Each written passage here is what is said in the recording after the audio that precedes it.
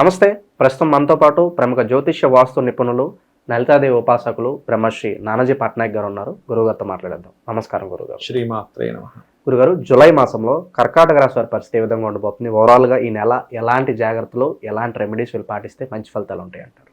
మంచిదండి. ఎందుకంటే ఇక్కడ కర్కాటకం వారికి చూసుకుంటే అప్పులు లభిస్తాయి. ఫస్ట్ ఆఫ్ ఆల్ అంటే రుణం కోసం ప్రయత్నం చేసి లభించడం కూడా ఒక యోగమేనండి. సరైన సమయానికి అప్పు రాకపోతే చాలా కష్టం. ఒక సామెత ఉంటుంది, అప్పిచ్చువాడు వైద్యుడు లేని ప్రయోజనం ఉండదట. వైద్యుడు లేకపోయినా అప్పిచ్చేవాడు లేకపోయినా ఒక్కొక్కసారి మనం స్ట్రక్ అయిపోతే బయటపడేసేది వాళ్ళే. కాబట్టి లోన్స్ లభిస్తాయి. అంటే రెండవది ఏంటంటే తండ్రి ఆస్తికి సంబంధించిన విషయం. ఎందుకంటే ఇక్కడ 12వ అధిపతి 9వ స్థానాధిపతి వచ్చి 12వ స్థానంలో కూర్చున్నాడు. So this is good. అలాగే కొన్ని సేవల ద్వారా వీళ్ళకి మంచి పేరు రావడం. ఒక్కోసారి మనం కొన్ని సేవలు చేస్తాం, అసలు ఎవరు గుర్తించడం. ఒక్కోసారి చిన్న సేవకి అబ్బాయి ఏం పని చేసేట అంటాం. సమాజంలో మంచి పేరు, సమాజంలో కొన్ని సేవల ద్వారా మంచి పేరు రావడం జరుగుతుంది. ఎందుకంటే నేమ్ అండ్ ఫేమ్ ఇచ్చే ప్లానెట్స్ 12వ స్థానంలో కూర్చున్నాయి. ఎక్కడైతే ప్లానెట్స్ గోచారంలో నేమ్ అండ్ ఫేమ్ ఇస్తున్నాయో ఆ పనులకు వెళ్ళాలి ఎప్పుడు కూడా. మనం ఒక సేవ చేసిన ఒక బ్లడ్ ఇది జరుగుతుంది, బ్లడ్ లేకపోతే ఒక టెంపుల్స్లో ఏదైనా ఒక ఉత్సవం జరుగుతుంది. ఏదైనా ఒక దానికి మీరు కనుక సేవ చేయగలిగితే ప్రస్తుతం ఉన్న టైం ఇస్ గుడ్. ఇది మెయిన్గా చూసుకోవాలి. అయితే ఇక్కడ కర్కాటక లగ్నంలో బుధుడు ఉన్నాడు. బుధుడు శుభగ్రహం అయినప్పుడు వీళ్ళకి తెలియని ఒక చిన్న కన్ఫ్యూజన్ని, చిన్న భయాన్ని ఇస్తుంటాడు. అమ్మ ఇక్కడ మాట్లాడితే ఏమవుతుంది, ఇది చేస్తే ఏమవుతుంది, ఇవి కొంచెం వదిలిపెట్టాలి.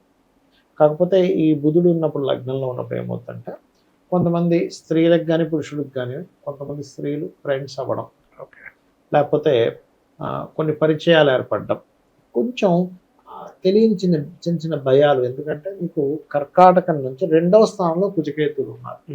కుజుడు కేతు 2లో ఉన్నప్పుడు ఏంటంటే ద ఫీల్ ఎక్కడో స్ట్రక్ అయిపోయాను, ఇంకా ముందుకు వెళ్ళాల్సింది ఆగిపోయింది అనే ఫీల్లో ఉంటారండి.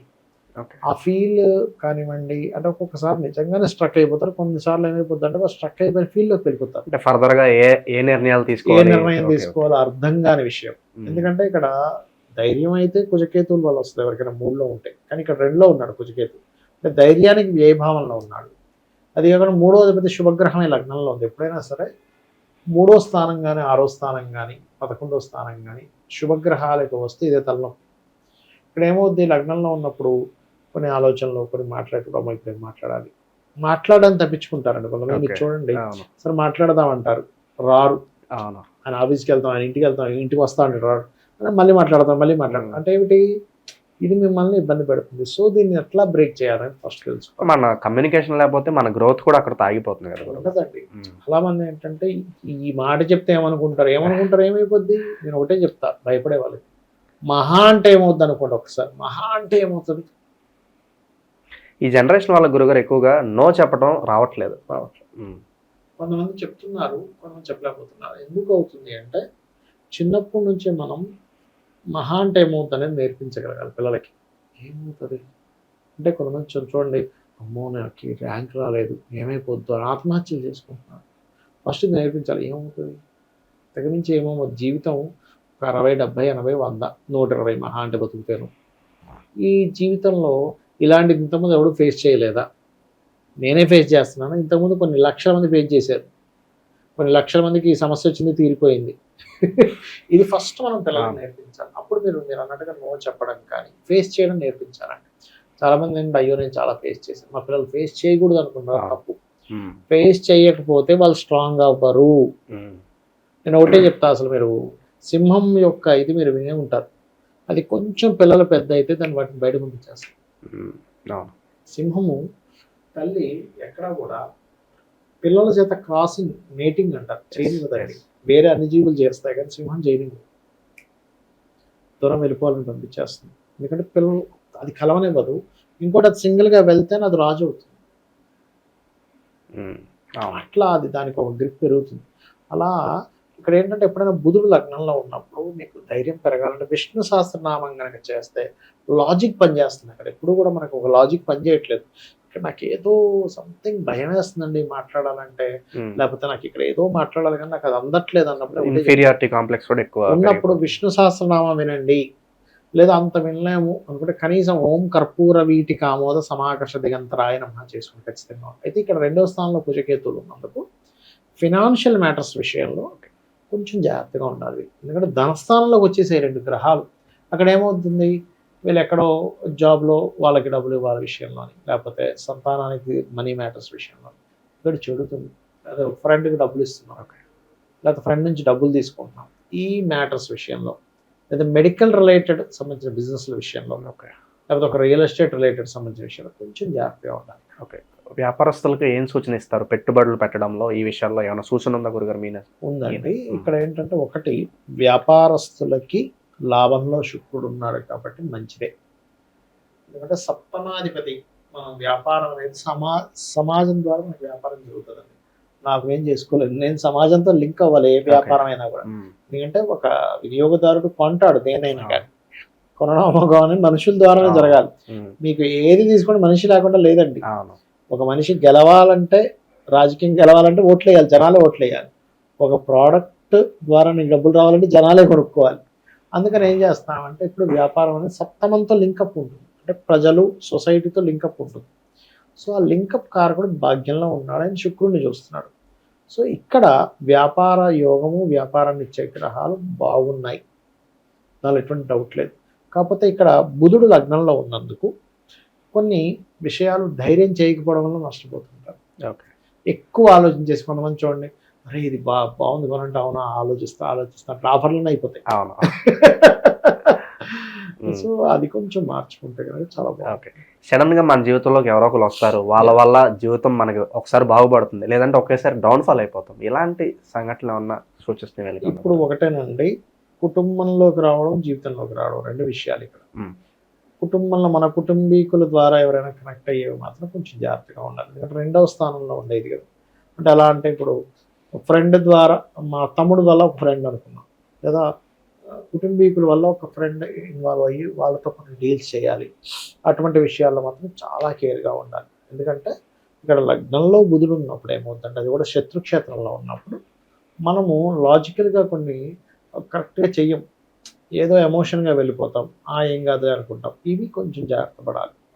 అది మెయిన్గా నేను చెప్తుంటాను ఇప్పుడు కూడా. ఓకే, ఈ బుధుడు లగ్నంలో ఉన్నప్పుడు. ఓకే, ఇక సొంత ఇంటి కల నెరవేరడానికి ఎంత టైం పట్టొచ్చు అంటారు ఈ రాశి వాళ్ళకి? ఇక్కడ సొంత ఇంటికి కారకుడు చూసుకున్నట్లయితే తండ్రి ద్వారా ఏదైనా ప్రాపర్టీ రావడం అనేది చూపిస్తుంది ఫస్ట్ ఆఫ్ ఆల్ ఇక్కడ. ఎందుకంటే చతుర్థ లాభాధిపతి అంటాం. చతుర్థ స్థానం అనేది శుక్రుడు కారకుడు. ఇక్కడ ఈ కర్కాటక లగ్నం వారికి చూసుకుంటే, సో శుక్రుడు ఈజ్ ఓన్ హౌస్, అందులో ఎటువంటి సందేహం లేదు. సో ఇది ఏం చేస్తుందంటే సప్తమాధిపతి దృష్టి కూడా ఉన్నందుకు పార్ట్నర్ యొక్క సహకారంతో, లేదా తండ్రి యొక్క సహకారంతో కొంత ఏదైనా ల్యాండ్, గృహము, లేదా ఒక వాహనం కొనుగోలు చేసి యోగం చూపిస్తుంది. కొంతమంది చూడండి, ఇప్పుడు ఏమంటే నా లోన్ సరిపోలేదు, సో మా భార్య కూడా తను కూడా ఫండింగ్ చేస్తుంది, ఇంత డబ్బులు ఇస్తుంది, సో ఒక 2 lakhs డౌన్ పేమెంట్ కట్టేస్తున్నాం వస్తుంది అంటాడు. అలాంటివి. లేదా తండ్రి ఎప్పటి నుంచో ల్యాండ్ ఇస్తా అన్నాడు కానీ ఇప్పుడు ఇస్తా అన్నాడు ఏదో లక్కీగా. సో అట్లాంటివి కొంతవరకు కలిసి వచ్చే ఛాన్సెస్ వీళ్ళకు ఉన్నాయి. ఓకే, ఇక చివరిగా ఆధ్యాత్మికంగా ఎలా ఉంటుంది గురుగారు? దేవుడు అంటే నమ్మకం లేని వాళ్ళకు కూడా ఏదన్నా ఒక మంచి ఫీలింగ్ కలిగి స్పిరిచువల్ సైడ్ వచ్చే మార్గం ఏమన్నా? ఒకటేనండి, మీరు మంచి ప్రశ్న వేశారు. ఎప్పుడు ఆధ్యాత్మికత అనేది ఉండాలి. అయితే ఆధ్యాత్మిక అంటే ఏంటో తెలుసుకోవాలి ఫస్ట్. చాలా మంది ఏంటంటే ఆధ్యాత్మిక అంటే నేను పొద్దున సాయంత్రం అదేదో రజనీకాంత్ సినిమా ఒకటి ఉంటుంది చూడండి, నేను 3 సార్లు సంధ్యావందనం చేస్తాను, 5 సార్లు గుడికి వెళ్తున్నాను, నాకు కనబడకుండా ఆయనకి ఎట్లా కనబడతాను. ఆధ్యాత్మికత అంటే ప్రతి వస్తువులో, ప్రతి జీవుల్లో, ప్రతి పనిలో నువ్వు భగవంతుడు శక్తి ద్వారా నడుస్తుంది అనే స్పృహతో ఉండడం. ఆ స్పృహతోనే నీ జీవితాన్ని గడపడం. ఒక వ్యక్తి తిడుతున్నా ఆ తిట్టడానికి ఒక శక్తి ఉంది. మొన్న ఒకరోజు ఇట్లాగే ఒక ఫంక్షన్ జరుగుతుంది,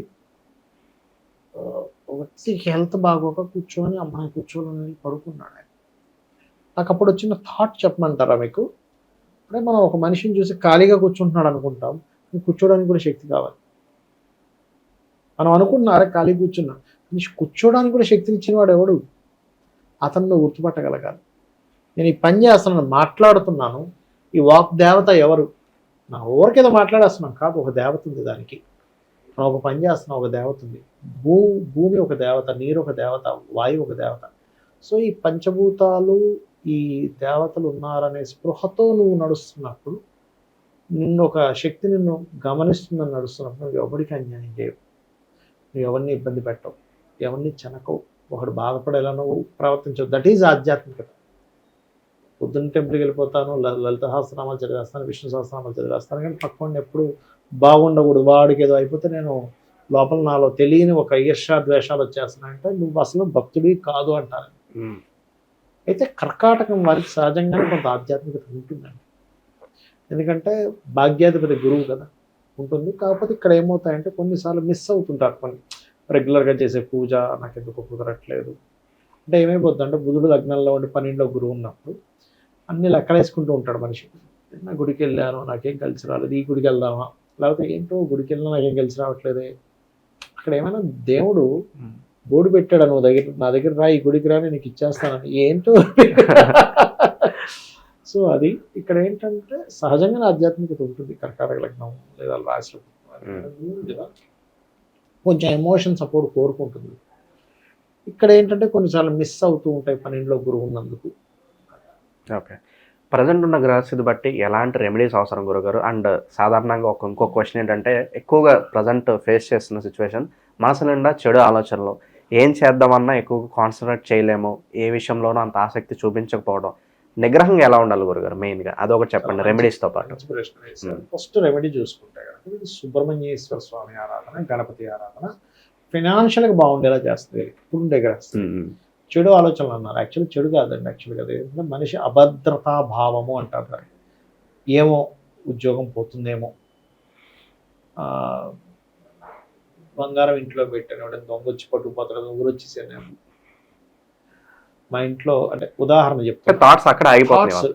ఈయన ఒక్క ఆయన వెళ్ళాడు బయటికి, ఆడు శత్రువు ఏమవుతుందో అని భార్య ఇంట్లో ఆలోచిస్తుంది, లేదా భార్య బయటికి వెళ్ళిన భర్త ఇంట్లో ఒక్క ఆవిడే ఉంది, ఈ మధ్యన్ని కొత్త ఏమైపోతున్నాము. ఏమంటానంటే నువ్వు గనక పరిపూర్ణంగా భగవంతుని నమ్ముకుంటే భగవంతుడు ఉన్నాడు చూసుకుంటాడు అని సరెండర్ అయిపోయి నీ పనులు నువ్వు చేసుకుంటే ఏం కాదండి. మనకి ద్రౌపది వస్త్రాభరణం సీన్ కూడా మీరు చూసినట్లయితే మహాభారతంలో ఆవిడ కాపాడుకున్నంతసేపు ఆవిడ కాపాడుకుంది, కృష్ణ నువ్వే దిక్కు అన్నప్పుడు ఆయన వచ్చి కాపాడి. నేనేమంటానంటే నువ్వు చేసే ప్రతి పని కూడా భగవంతుడి యొక్క అనుగ్రహంతో జరుగుతుందని గుర్తెరిగి నువ్వు పనిచేయి, ఆటోమేటిక్గా అంతా నీకు బ్యాడ్ థాట్స్ పోతాయి ఆటోమేటిక్గా.